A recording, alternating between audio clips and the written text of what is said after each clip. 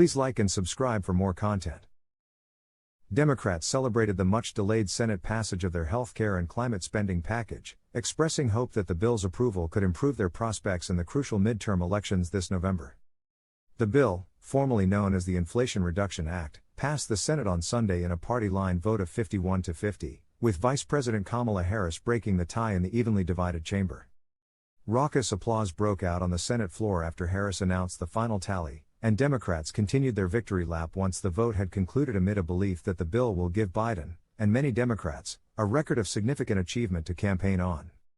"I'm really confident that the Inflation Reduction Act will endure as one of the defining feats of the 21st century," the Senate Majority Leader, Chuck Schumer, said at a press conference after the bill's passage.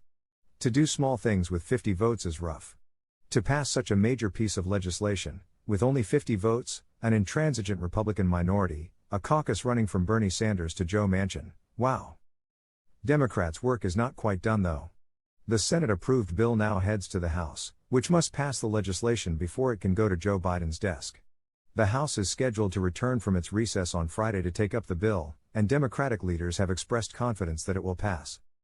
The House will return and move swiftly to send this bill to the president's desk, proudly building a healthier, cleaner, fairer future for all Americans, the Democratic Speaker, Nancy Pelosi, said in a statement.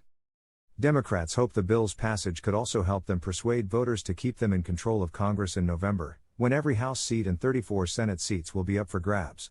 So far, Democrats' prospects in the midterm elections have appeared grim, as Republicans are heavily favored to regain control of the House of Representatives.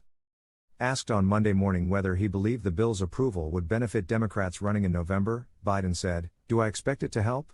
Yes, I do. It's going to immediately help." Biden pointed to some of the bill's healthcare provisions, including capping Medicare recipients' out-of-pocket prescription costs at $2,000 a year, to argue that the legislation would provide concrete assistance to millions of Americans.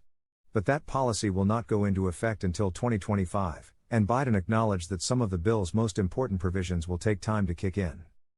That delayed implementation could prove detrimental to Democratic candidates trying to make a pitch to voters about how the party has made the most of its control of the White House and Congress.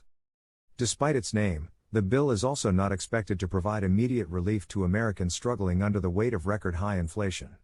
According to a report issued by Moody's Analytics, the bill will modestly reduce inflation over the 10-year budget horizon. Republicans accuse Democrats of ramming through a partisan bill that failed to address voters' top concerns, as polls show most Americans believe the economy is getting worse. Democrats have proven over and over they simply do not care about middle-class families' priorities, the Senate Republican leader, Mitch McConnell, said after the bill's passage. They have spent 18 months proving that. They just spent hundreds of billions of dollars to prove it again. Republicans' talking points were echoed by a surprising voice on Sunday, Bernie Sanders.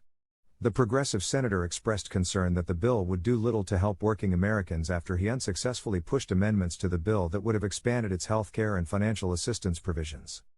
"It's a very modest step forward," Sanders told MSNBC.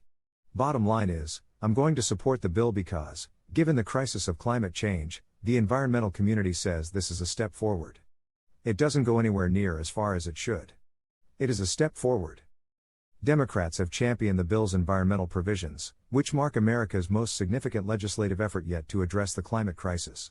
Experts estimate that the climate policies in the spending package will slash U.S. greenhouse gas emissions by 40% by 2030, compared with 2005 levels.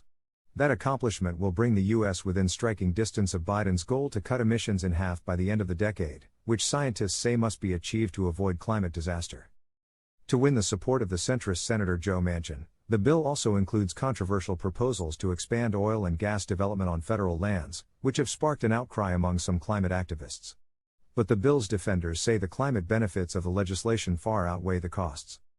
As the spending package moves to the House, Pelosi has the weighty task of keeping her entire caucus in line to ensure the bill's passage. Given Democrats' narrow majority in the lower chamber, Pelosi can afford to lose only a few votes and still get the bill passed. It seems like Pelosi will have the votes she needs, after moderates and progressives alike endorse the package, so Biden could be reaching for his bill-signing pen by the end of the week. If you like this video, please consider liking, commenting, and subscribing. Thanks. Smile.